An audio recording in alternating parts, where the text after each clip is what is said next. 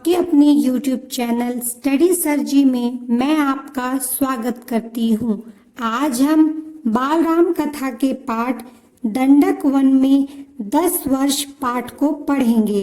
इससे पहले हम पाठ चित्रकूट में भरत को पढ़ चुके हैं। इस पाठ में भरत राम की चरण पादुका को चित्रकूट से लेकर अयोध्या लौट चुके हैं। इस वीडियो का लिंक हमने डिस्क्रिप्शन बॉक्स में और सजेशन बॉक्स में दे दिया है।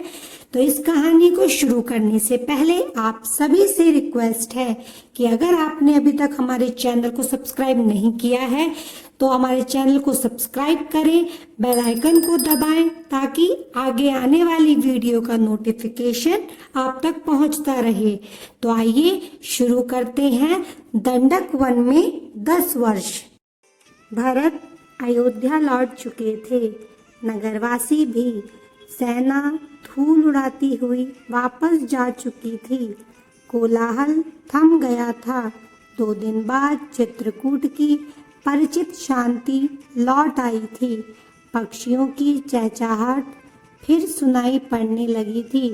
हिरण कुलाचे भरते हुए बाहर निकल आए थे।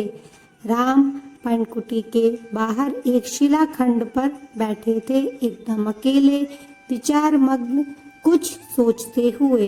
चित्रकूट अयोध्या से केवल 4 दिन की दूरी पर था। लोगों का आना जाना लगा रहता। वे प्रश्न पूछते, राय मांगते। यह राजकाज में हस्तक्षेप की तरह होता। चित्रकूट सुंदर सुरम्य था, शांत था, पर राम वहां से दूर चले जाना चाहते थे। उन्होंने मन बना लिया चित्रकूट में न ठहरने का। इसका एक और कारण था वहां रहकर तपस्या करने वाले ऋषि मुनियों का निर्णय। राम लक्ष्मण ने उस वन से राक्षसों का सफाया कर दिया था। अब तपस्या में कोई बाधा नहीं थी, लेकिन मुनिगण वन छोड़ना चाहते थे।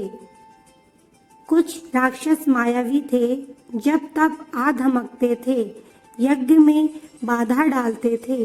तीनों वनवासी मुनियत्री से विदा लेकर चल पड़े दंडक वन की ओर। चित्रकूट छोड़ दिया।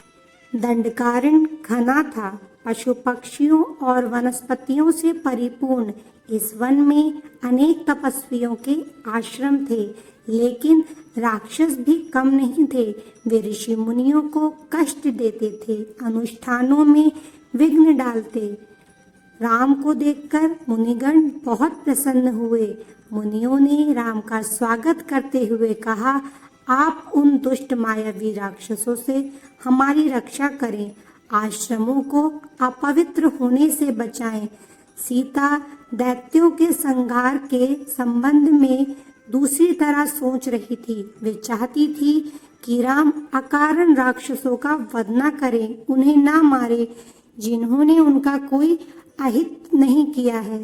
राम ने उन्हें समझाया, सीते, राक्षसों का विनाश ही उचित है। वे मायावी हैं, मुनियों को कष्ट पहुंचाते हैं, इसलिए मैंने ऋषियों की रक्षा की प्रतिज्ञा की है। राम, लक्ष्मण और सीता दंडकारण्य में 10 वर्ष रहे। स्थान और आश्रम बदलते हुए वे शरभंग मुनि के आश्रम पहुंचे। आश्रम में बहुत कम तपस्वी बचे थे, सभी निराश थे। उन्होंने राम को हड्डियों का ढेर दिखाकर कहा, राजकुमार, ये ऋषियों के कंकाल हैं, जिन्हें राक्षसों ने मार डाला है। अब यहाँ रहना असंभव है। सुतीक्ष्ण मुनि ने भी राम को राक्षसों के अत्याचार की कहानी सुनाई। मुनि ने ही राम को अगस्त्य ऋषि से भेंट करने की सलाह दी। विंध्याचल पार करने वाले वे पहले ऋषि थे। मुनि ने राम को गोदावरी नदी के तट पर जाने को कहा। उस स्थान का नाम पंचवटी था। वनवास का शेष समय दोनों राजकुमारों और सीता ने वहीं बिताया। पंचवटी के मार्ग में राम को एक विशालकाय गिद्ध मिला, जटायु। सीता उसका स्वरूप देखकर डर गई। लक्ष्मण ने उसे मायावी राक्षस समझा। वे धनुष उठा ही रहे थे कि जटायु ने कहा, हे राजन, मुझसे डरो मत, मैं तुम्हारे पिता का मित्र हूँ, वन में तुम्हारी सहायता करूँगा। आप दोनों बाहर जाएंगे तो सीता की रक्षा करूँगा। राम ने जटायु को धन्यवाद दिया, उन्हें प्रणाम करके आगे बढ़ गए। पंचवटी में लक्ष्मण ने बहुत सुंदर कुटिया बनाई, मिट्टी की दीवारें खड़ी की, बांस के खंभे लगाए, कुश और पत्तों से छप्पर डाला। कुटिया ने उस मनोरम पंचवटी को और सुंदर बना दिया।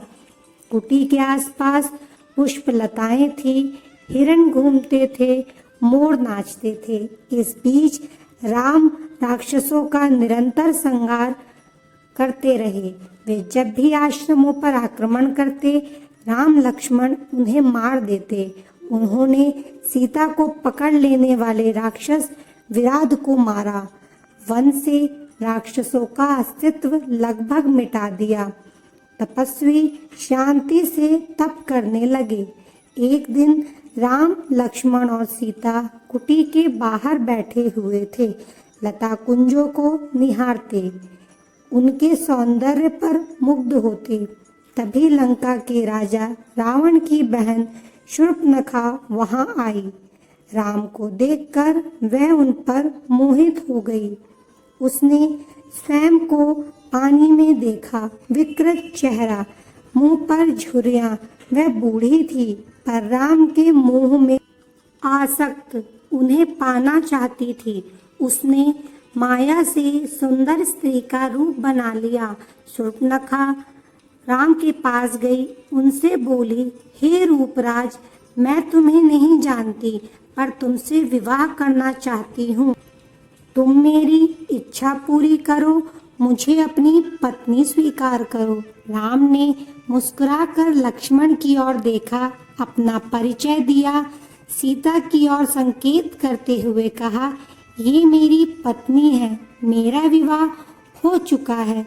राम शूर्पणखा को पहचान गए थे, फिर भी उन्होंने उसका परिचय पूछा। शूर्पणखा ने झूठ नहीं बोला, सच सच बताया कि वह रावण और कुंभकर्ण की बहन है और अविवाहित है। राम के मना करने के बाद वह लक्ष्मण के पास गई। लक्ष्मण ने कहा, मेरे पास आने से तुम्हें कुछ नहीं मिलेगा देवी, मैं तो राम का दास हूँ, मुझसे विवाह करके तुम दासी बन जाओगी। लक्ष्मण ने शूर्पणखा को पुनः राम के पास भेज दिया।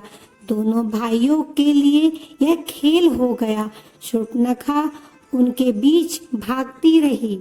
क्रोध में आकर उसने सीता पर झपट्टा मारा। सोचा कि राम इसी के कारण विवाह नहीं कर रहे हैं। लक्ष्मण तत्काल उठ खड़े हुए, तलवार खींची और उसके नाक कान काट लिए। खून से लथपथ शूर्पणखा वहां से रोती बिलखती भागी अपने भाई खर और दूषण के पास। वे उसके सौतेले भाई थे, उसी वन में रहते थे। शूर्पणखा की दशा देखकर खरदूषण के क्रोध की सीमा न रही। उन्होंने तत्काल 14 राक्षस भेजे। शूर्पणखा उनके साथ गई। राम जानते थे कि राक्षस बदला लेने अवश्य आएंगे। वे तैयार थे। सीता को उन्होंने सुरक्षित स्थान पर भेज दिया, लक्ष्मण के साथ। राक्षस राम के सामने टिक नहीं सके। देखते ही देखते उन्होंने सबको ढेर कर दिया। शूर्पणखा ने एक पेड़ के पीछे से यह दृश्य देख लिया। राम के पराक्रम से वह चकित थी। उसका मोह और बढ़ गया, साथ ही क्रोध भी बढ़ा। वह फुफकारती हुई खरदूषण के पास लौटी। इस बार खरदूषण राक्षसों की पूरी सेना के साथ चले। खर ने देखा कि आसमान काला पड़ गया। घोड़े स्वयं धरती पर गिरकर मर गए। आकाश में गिद्ध मंडराने लगे। ये अमंगल के संकेत थे, पर वह रुका नहीं, आगे बढ़ता गया। घमासान युद्ध हुआ। अंत में विजय राम की हुई। खरदूषण सहित उनकी सेना धराशायी हो गई। कुछ पिछलग्गू राक्षस बचे। वे जान बचाकर वहां से भाग निकले। भागने वालों में एक राक्षस का नाम अकंपन था। वह सीधे रावण के पास गया। लंकाधिपति को उसने पूरा विवरण बताया। अकंपन ने कहा, राम कुशल योद्धा है, उनके पास विलक्षण शक्तियां हैं, उन्हें कोई नहीं मार सकता। इसका एक ही उपाय है, सीता का अपहरण। इससे उनके प्राण स्वयं ही निकल जाएंगे। रावण सीता हरण के लिए तैयार हो गया। वह महल से चला। रास्ते में उसकी भेंट मारीच से हुई, ताड़का के पुत्र से। ताड़का का वध राम ने पहले ही कर दिया था। मारीच क्रोधित था, पर राम की शक्ति से परिचित था। उसने रावण को सीता हरण के लिए मना किया, समझाया, कहा ऐसा करना विनाश को आमंत्रण देना है। राम ने मारीच की बात मान ली, चुपचाप लंका लौट गया। थोड़ी देर में शूर्पणखा लंका पहुंची, विलाप करती हुई चीखती चिल्लाती। रावण को पूरी घटना की जानकारी थी, लेकिन उसने शूर्पणखा को सुना। वह रावण को धिक्कार रही थी, फटकार रही थी। उसके पौरुष को ललकारते हुए शूर्पणखा ने कहा, तेरे महाबली होने का क्या लाभ? तेरे रहते मेरी यह दुर्गति। तेरा बल किस दिन के लिए है? तू किसी को मुंह दिखाने लायक नहीं रह गया है। शूर्पणखा ने राम लक्ष्मण के बल की प्रशंसा की, सीता को अति सुंदरी बताया, कहा कि उसे लंका के राजमहल में होना चाहिए। शूर्पणखा बोली, मैं सीता को तुम्हारे लिए लाना चाहती थी। मैंने उन्हें बताया कि मैं रावण की बहन हूँ। क्रोध में लक्ष्मण ने मेरे नाक कान काट लिए। रावण फिर मारीच के पास गया। खरदूषण की मृत्यु से वह कुछ घबराया हुआ था। रावण ने मारीच से मदद मांगी। मारीच चाहता था कि रावण सीता हरण का विचार छोड़ दे। इस बार रावण ने उसकी नहीं सुनी, उसे डांटा और आज्ञा दी, मेरी मदद करो। मारीच जानता था कि दोबारा राम के सामने पड़ने पर वह मारा जाएगा। राम उसे नहीं छोड़ेंगे। रावण मारीच के मन की बात भांप गया। उसने क्रोध में भरकर कहा, वहां जाने पर हो सकता है राम तुम्हें मार दे, लेकिन ना जाने पर मेरे हाथों तुम्हारी मृत्यु निश्चित है। विवश होकर मारीच को रावण का आदेश मानना पड़ा। रथ पर बैठकर रावण और मारीच पंचवटी पहुंचे। कुटी के निकट आकर मायावी मारीच ने सोने के हिरण का रूप धारण किया। कुटी के आसपास घूमने लगा। रावण एक पेड़ के पीछे छिपा था। उसने तपस्वी का वेश धारण कर लिया था। सीता उस हिरण पर मुग्ध हो गई। उन्होंने राम से उसे पकड़ने को कहा। राम को हिरण पर संदेह था। वन में सोने का हिरण।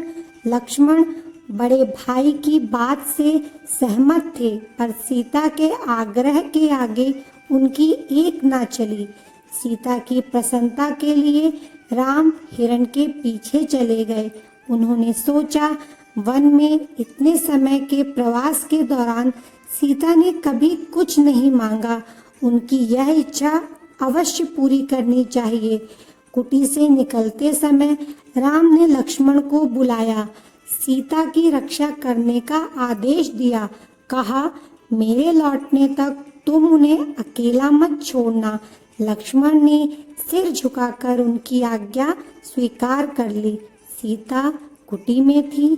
लक्ष्मण धनुष लेकर बाहर खड़े हो गए। Thanks for watching. अगर आपको यह वीडियो पसंद आई हो तो कृपया वीडियो को लाइक करें, शेयर करें और हमारे चैनल को सब्सक्राइब करें। Thank you.